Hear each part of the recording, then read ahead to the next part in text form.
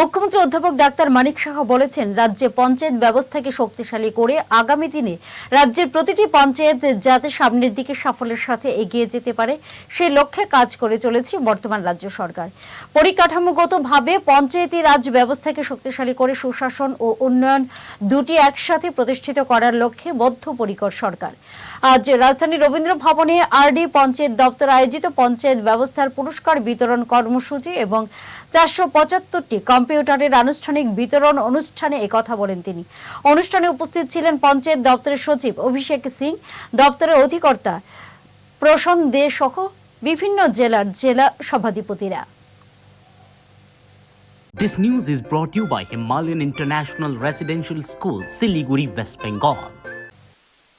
এতে করে আমাদের যে ইনোভেটিভ যে আইডিয়া সেগুলোর মাধ্যমে আমরা সুশাসনের কথা বলি এবং উন্নয়নের কথা বলি, দুটো একসাথে কিভাবে কাজ করা যায় সেটা কিন্তু আজকের দিনে আমরা প্রতিষ্ঠিত করতে পারলাম। এখানে আমাদের যশস্বী প্রধানমন্ত্রী নরেন্দ্র মোদীজি, যদি আমরা পোস্ট ইন্ডিপেন্ডেন্টের কথা বলি, স্বাধীনতার পরে 2018 থেকে যদি পঞ্চায়েত যে ব্যবস্থা তার আমূল পরিবর্তন আমরা দেখতে পেয়েছি এবং বিভিন্ন পরিকল্পনা কিন্তু উনি এরপর থেকে আমরা দেখতে পাচ্ছি বিভিন্ন পরিকল্পনা, বিভিন্ন স্কিম মাননীয় প্রধানমন্ত্রী নরেন্দ্র মোদীজি আমাদের সামনে এনেছেন এবং এই স্কিমগুলো উনি কি বলছেন যে পিপল প্ল্যান ক্যাম্পেইন